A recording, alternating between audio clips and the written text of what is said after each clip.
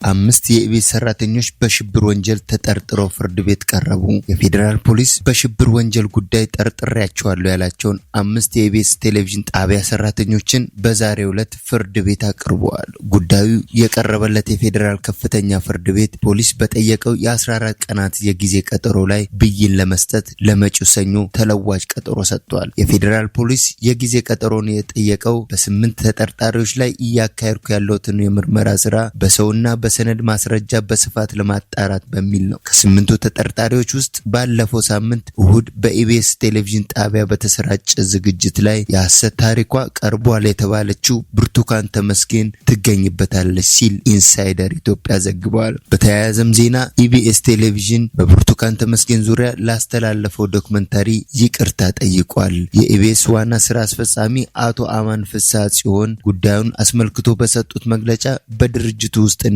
በውጭ የተቀናጀ ኃይል ከጋዜጠኝነት መርህ ውጪ የሆነ ተግባር ፈጽመዋል ብለዋል።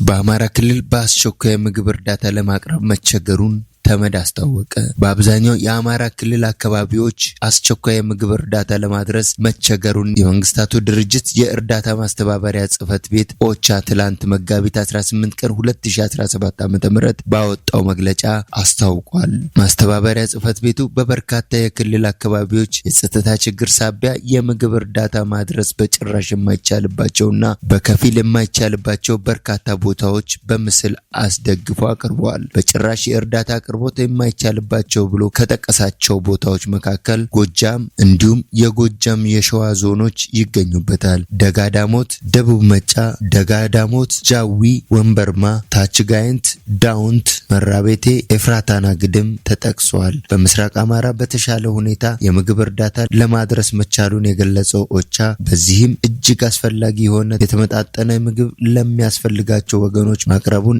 ያመለከተ ሲሆን ሰሜን ወሎ ራያ ቆቦ ወረዳ ላይ በተያዘው የመጋቢት ወር አስቸኳይ ነፍስ አድን እርዳታ መስጠት መቻሉን አስታውቋል። 2 የጤና ማዕከላት ላይም የሕክምና እርዳታ ማድረሱንም ጠቁሟል። የቀነኒ አባት ለኢትዮጵያውያን ጥሪ ያቀረቡ። አዱኛ ዋቆ የሞዴል ቀነኒ አዱኛ አባት ለኢትዮጵያውያን መልእክት አስተላልፈዋል። በሀገር ውስጥ በባህር ማዶ የምትገኙ ኢትዮጵያውያን የልጄን እውነት እንዲወጣ እንድታደርጉልኝ በማለት ጥሪውን አቅርበዋል። እስካሁን ላደረጋችሁልኝ ድጋፍ ከልብ አመሰግናለሁ። በተለያዩ ሶሻል ሚዲያ ላይ ሁለተኛ ግድያ በእኛ ላይ የምታውጁ አቁሙ ሲሉ በአፋን ኦሮሞ ያስተላለፉት መልእክት ፋስት መረጃ ተመልክቶታል። የነብይ እዩ ጩፋ ክራይስት አርሚ ኢንተርናሽናል ቸርች ታገደ። የሚመለከተው አካልም ውሳኔውን እንዲያስፈጽም ተነግሯቸዋል። የኢትዮጵያ ወንጌል አማኞች አብያተ ክርስቲያን ካውንስል በነብይ እዩ ጩፋ ለሚመራው ክራይስት አርሚ ኢንተርናሽናል ቸርች ማገዱን አስታወቀ። ካውንስሉ ዛሬ መጋቢት 19 2017 ዓ.ም በነብይ እዩ ጩፋ ለሚመራው ክራይስት አርሚ ኢንተርናሽናል ቸርች በጻፈው የእግድ ደብዳቤ ቤተክርስቲያኒቱ በካውንስል ምዝገባ ቁጥር 03111 የተመዘገበች ሃይማኖት ተቋም መሆኗን ይገልጻል። ይሁን እንጂ ቤተክርስቲያኒቱ የካውንስሉ አባል ስትሆን ልታከናውናቸው ከሚገቡ መመሪያዎችና ደንቦች መካከል አንዱ የካውንስሉ አባላትን ስነ ምግባር መመሪያ ሲሆን ካውንስሉ አባል ስነ ምግባር መመሪያ ሲሆን በስነ ምግባር መመሪያው አንቀጽ 9.3 ላይ የስነ ምግባር ግድፈቶች ተብሎ በዝርዝር የተገለጹት ተግባራት በቤተክርስቲያኒቱ መሪ መፈጸሙን አረጋግጧል ይላል። በመሆኑም ጉዳዩ በካውንስሉ ስነ መለኮት ኮሚሽንና የህግ ኮሚሽን ታይቶ በሚመለከታቸው አካላት የመጨረሻ ውሳኔ እስኪሰጥ ድረስ የቤተክርስቲያኒቱ ፍቃድ ታግዶ የሚቆይ ሲሆን ሁሉም የካውንስሉ አስተዳደራዊ መዋቅሮች የሚመለከታቸው አካላት ይህንንና ከዚህ በኋላ የሚተላለፉ ውሳኔዎችን እንድታስፈጽሙ በግልባጭ ተመዝግቦላቸዋል ብለዋል ካውንስሉ በእገዳ ደብዳቤው። የፋኖ ታጣቂዎች በሚፈልጓቸው የአውሮፓ ሀገሮችና አደራዳሪዎች አማካኝነት ድርድር እንዲያደርግ መንግስት ፍቃደኛ ነው ተባለ።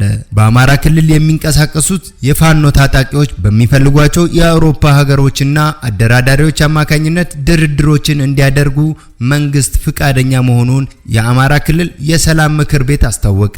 የምክር ቤቱ ሰብሳቢ የሆኑት አቶ ያይራድ በለጠ ምክር ቤቱ 2 ዓመቱን ሊደፍን የተቃረበውን የአማራ ክልል ጦርነት በሰላማዊ መንገድ ለመፍታት ሁለቱም አካላት ወደ ድርድርና ውይይት እንዲመጡ ጥረት በማድረግ ላይ መሆኑን ለዶቼ ቬለ ገልጸዋል። በዚህም በሁለቱ አካላት በኩል ለውይይትና ለድርድር ፍቃደኝነት መታየቱን ገልጸዋል። የፌዴራል መንግስት በየጊዜው ለሰላምና ለድርድር ምቹ ሁኔታ እንዲፈጠር ዝግጁነቱን በተደጋጋሚ ገልጿል። በፋኖ ወገኖቻችን በኩልም በመናደርገው ግንኙነት ድርድርና ውይይት እንደማይጠሉ ነግረውናል ብለዋል። አንደኛው ሌላኛውን ያለማመን አዝማሚያ ለውይይት የሚያደርገውን ጥረት አስቸጋሪ እንዳደረገው ጠቅሰው አለመተማመኑን ለማስወገድ የፋኖ ታጣቂዎች በሚፈልጓቸው የአውሮፓ ሀገሮችና አደራዳሪዎች አማካኝነት ድርድሮች እንዲደረጉ መንግስት ፍቃደኝነቱን ማሳየቱን ጠቁመዋል። ይህንን አስመልክቶ ከአብዛኞቹ የፋኖ